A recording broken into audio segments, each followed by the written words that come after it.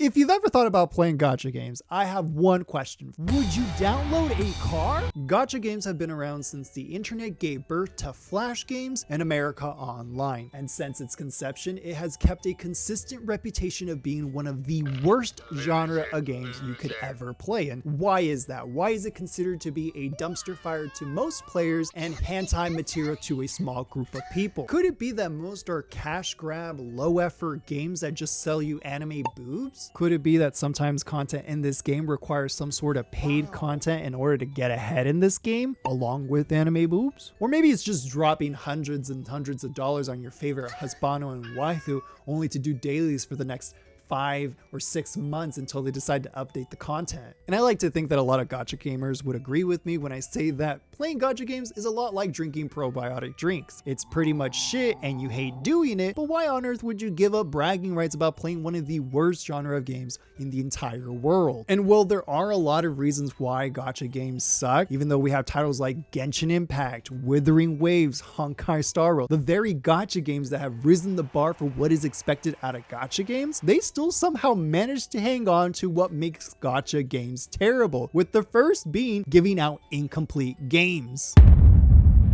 And what do I mean by incomplete game? Do I mean that the game is supposed to come as 2 CDs and they just forgot to send me one of them? Do I mean that the game is incomplete because there isn't enough content and it feels like they bent me over and robbed me of my pants? Or do I mean just that it's incomplete, not finished, not completely developed? That's pretty much how all gacha games are. They're just not finished games. And it's like, yeah, you could play it still if you want, but it's like reading a book. Why would you do that? Get it? Because nerds are for books, and why would you ever want to be a book? Now, I'm sure we've heard these words of wisdom from some sort of wizard somewhere in a foggy forest, and that is invest your time wisely, which is totally something that we should consider when picking up a gacha game. And what better way to emphasize how not to gamble your life away and possibly your happiness and sanity than to ask the simple question of, would you pay for No Man's Sky at launch? Now, most people would answer no to that quickly, because No Man's Sky was one of those games that promised a lot of things for their players. They promised a lot of multiplayer, rivers, and a lot of unique world, a lot of stuff that they didn't deliver on launch, and a lot of people were upset about that and also considered the game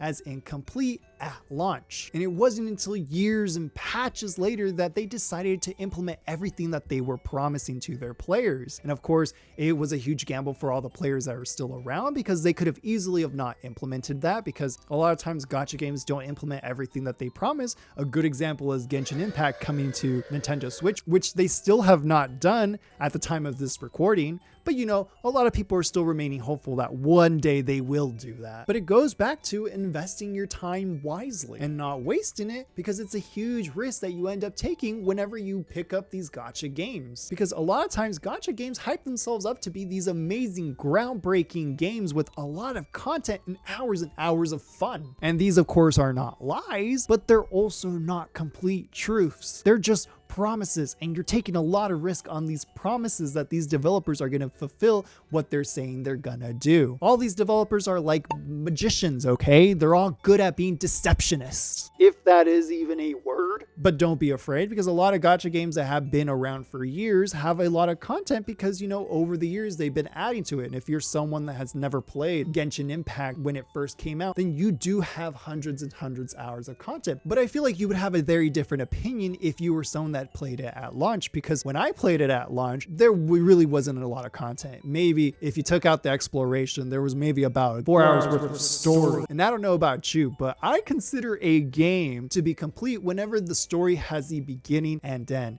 It doesn't have all of these chapters that are added on to later in the passing of years and the update of content. And I don't know about you guys, but I'm a firm believer that a game to be considered complete has to have a story from beginning to ending. You know, none of this, you know, find out in the next 20 years to see if the traveler ends up finding their sister. No, I want to know now. I mean, you're giving me this game now. I'm going to assume that the game is complete, not play it, and 4 hours later realize that the story isn't complete. And now that I spent 4 hours of my life playing this game, I'm like, I'm already balls deep. Might as well continue to wait until the story is finished. And call me a crazy believer, but I also believe that developers should give out what they've already envisioned into the game, okay? They shouldn't be giving games just bare bones with the promise of possibly getting some organs to fill these bones, you know? I don't want to wait around for part 2 years later, okay? This isn't a Netflix series, all right? This is a video game that you promised was going to be the best thing ever. All these gacha games are out here acting like Marie Antoinette, but instead of giving us cake, they're giving us cake crumbs. And I know some people out there are going to be like, well, maybe these cake crumbs aren't for you, or you're expecting too much from a free-to-play game, which leads me to my next reason of why gacha games suck. Free-to-play. Now, before anybody decides to label me as a filthy, disgusting whale, and that why would I ever think that free-to-play is a hindrance to games when it's accessible to everybody, I want to say that I myself am a poor person, okay? I'm not like Fergie, who tries to relate to poor people like in her song Glamorous by saying that she goes to Taco Bell drive-thru, okay? I'm not disconnected like she is. I'm more down to earth. I have my 1 caviar a week just like any poor person, okay? I'm literally in the trenches, okay? My family had to drop down to 1 family lawyer. I mean, trust me, I know what the common poor people are like. I am that. So trust me when I say that free-to-play games to me is like what a tablet is to a toddler. A cocaine addiction. And honestly, being free to play is what draws a lot of people to gacha games. I mean, quite literally, the whole thing is to get new players to come in, so they end up giving a lot of free shit away. So much free shit that my dad might as well come back from years of searching for that milk. I'm still waiting for you, Dad. But we should all know that it's all a dystopian lie, okay? It's false. It's smoke and mirrors, all right? And if gacha games were a Venus flytrap, we would all be that stupid little fly getting drunk off its sweet nectar of free shit until it suddenly snaps on our sweet, delicious dump truck bakeries. And why would they snap on our delicious dump trucks? It's because they know that we need those resources in order to play the game, okay? Without those resources and free shit that they give us, they would know that the game would be really hard to even progress even in the beginning stages of the game. But of course, a nerd would come out of nowhere and be like, well, if you invest your resources wisely, no. Shut up. I want to play the game like how I want to play it. You think I'm going to play the game like someone who's withering the Great Depression? Games are supposed to be fun and a little hard, okay? I'm not supposed to stress out because I can't properly level out my characters because there isn't enough resources in the game until later down the patches. And that's where I feel like the hindrance is free to play. I'm not saying that gacha games should start charging. I'm just saying if it's free to play, it's most likely because they're going to charge you for all the resources they're not going to give you because they know that the game is going to get a little bit harder and you're going to need those resources. Maybe I'm crazy when I say this, but I'd rather pay for a game and know that all the resources available in that game are going to help me beat the end game content rather than playing a game that's free to play only to then later reach a paywall. The paywall is really just buying the game just with extra steps, you know? And what is it that you pay for when you get to that difficulty spike? What is it pretty much most of the time aside from resources? Well, it's pretty much you pay for the solution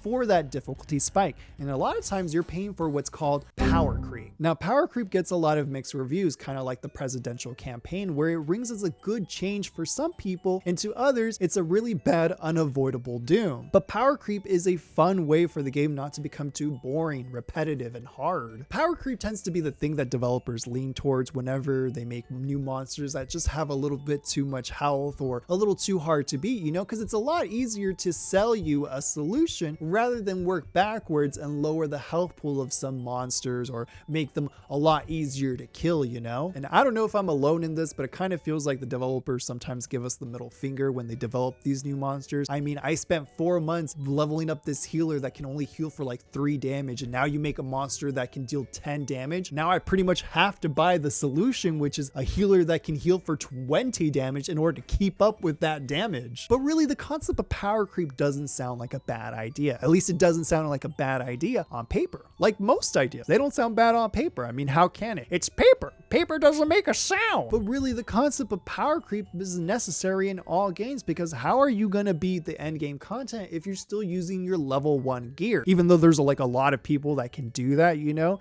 and it's probably a skill issue at that point if you're not beating the game with level 1 gear. But most of the time, the games push you towards getting better items, better characters, or characters that can do a certain job better. You know, power creep is a necessity in the game to 1, keep it fresh, 2, keep it entertaining, and 3, keeping it level to the difficulty of the game. I mean, as the game gets more and more difficult, the equipment and gear that you get should follow suit and become more and more powerful, so that way it's not too unbalanced. And when you think about it like that, it's really necessary to have power creep in games, you know, but it's really horrible when you have to pay for it, you know? You could just wait a couple months, you know, until it becomes free, but it's like at that point, maybe you've lost interest in the game, or maybe you're just like, this game, you know, it's not worth playing if it's going to get infinitely more and more harder, and they're gearing me more and more towards paying for all of this stuff that is a necessity in the game, like resources. It's a necessity to level up your characters, and you're charging for it. Like, come on, bro.